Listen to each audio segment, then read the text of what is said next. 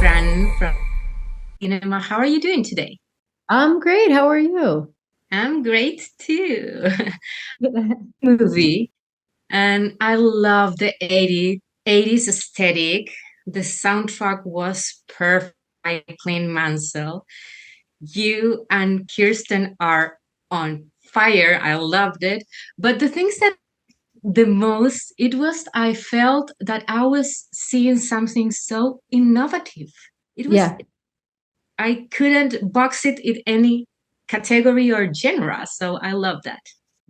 Yeah, I did too. I mean, just reading it for the first time, I feel like especially lately I've been able to just predict everything that's going to happen in a movie, and I've been kind of bored going to theaters. I've been bored going out to movies.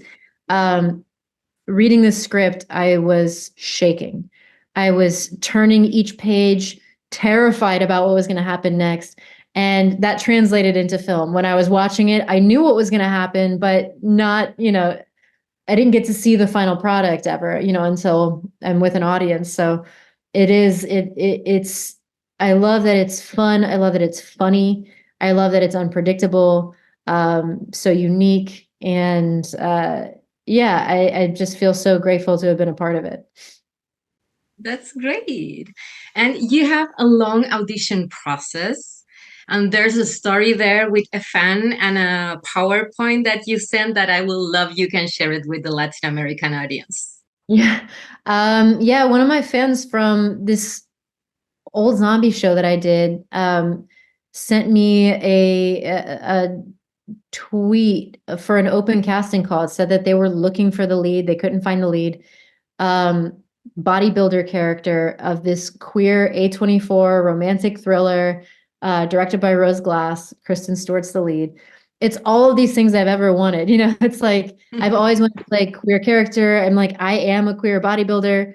Um, I've always wanted to work on an A24 project. Rose Glass is an amazing director. Kristen Stewart's an icon. So it was all of these things I just was um, I was excited about, but also confused because I was like, why did I not get an audition? I've auditioned for that casting company before. I was like, what's going on? I messaged my agent at the time and I said, I put a PowerPoint presentation together with my bodybuilding competition photos. I had like long, luxurious hair. I had the swimsuit on. I had the crazy tan, all the makeup, the fake lashes, everything.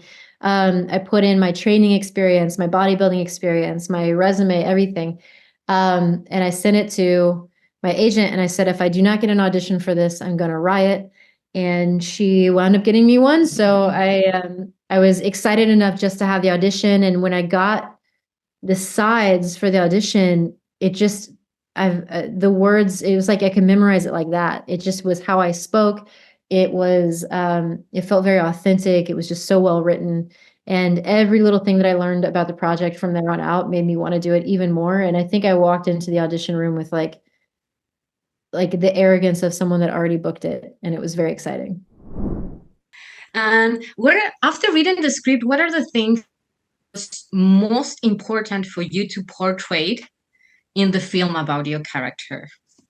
I think that it's so easy for people to think of to play a bodybuilder like they're just tough and they're invulnerable and impenetrable. And uh for me it was so important to show that Jackie has a heart and a soul and a background and a history and a full personality, and she's not just like this evil buff monster that goes around killing people. She loves deeply, and that was really, really important for me to show just a fully fleshed out human being as this person that I think otherwise would have been characterized and turned into something kind of silly. And then the other thing was I loved that this story, it was a queer love story, but that wasn't part of the issue.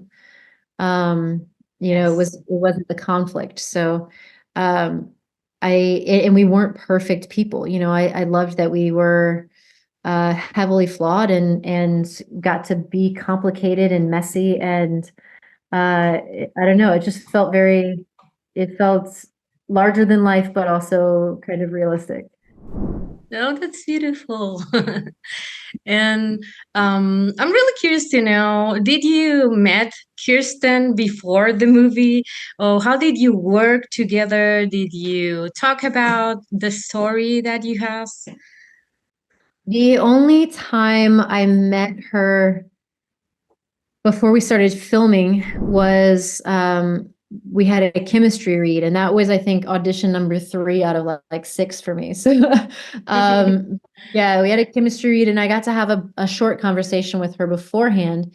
They really just put me at ease because she was just so excited for the project and so laid back and just easy to talk to. So uh but what was crazy was, we did that. I didn't really see her again. Um, I until we started filming, and I think I booked the part like 2 weeks before. Um, Mhm.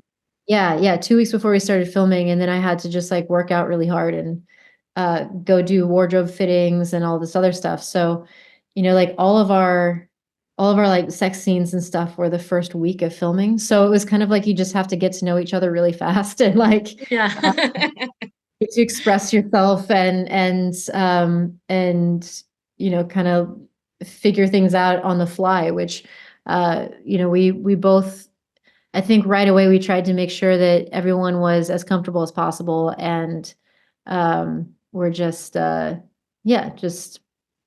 put each other at ease as best as we could, and we were just kind of like 0 to 100 right away. So we really didn't have a lot of a chance to get to know each other um, and and do much else rehearsal or anything. But the chemistry that you have on the screen, it's amazing. And as you said, there's a lot of intimate scenes between you and Kirsten character, but it felt so natural, and I like that. And I'm extremely curious to know if you had like an intimate coordinator, or what are the things that Rose create in that environment to make you feel really comfortable for you and Kirsten to perform these scenes. I think one of the things is like we're both just very comfortable with our bodies and That's great. ourselves. Like I was mostly worried about other people being uncomfortable. Like I was like fully naked most of the time, just walking around, and they're like rushing to put a towel around me, and I'm like, yeah, I probably shouldn't force people to see me naked. So I think part of it is, we're just comfortable in general. We did work with intimacy coordinators. Which is like we had private time with them where we went over every scene, what we would be doing in every scene, and anything that made us uncomfortable, even if it wasn't in the scene, that they could then, talk to the other actor about. So we started off with that. And then when the day of the filming is the first time we're going through everything together. So we kind of just did like blocking for the camera. So we're not touching each other, anything like that. We're just kind of discussing generally what we're going to do. And we're just letting the camera and everyone figure out how to light it. And so by the time they call action, it's the first time we're actually touching each other. So it feels like the first time it's happening. It doesn't feel like it's been rehearsed. It doesn't feel like, it's been overdone or anything. And so I think that's where it feels kind of authentic. And then, we're both Yeah. queer. So we both understand Yeah. that, like, I'm not disgusted by Kristen. Kristen, I assume, is not disgusted by me. We're not, Yes. we had this understanding of like, look, if anything feels uncomfortable, please let us know. So there wasn't any of that like insecurity that you might otherwise get with someone that is so vividly uncomfortable with you, which I've had before on a different small project. And with Rose, she made sure that we did all those protocols, but also on her end, she didn't do more takes than is necessary. She made sure it was a closed set. No one that didn't need to be there was there.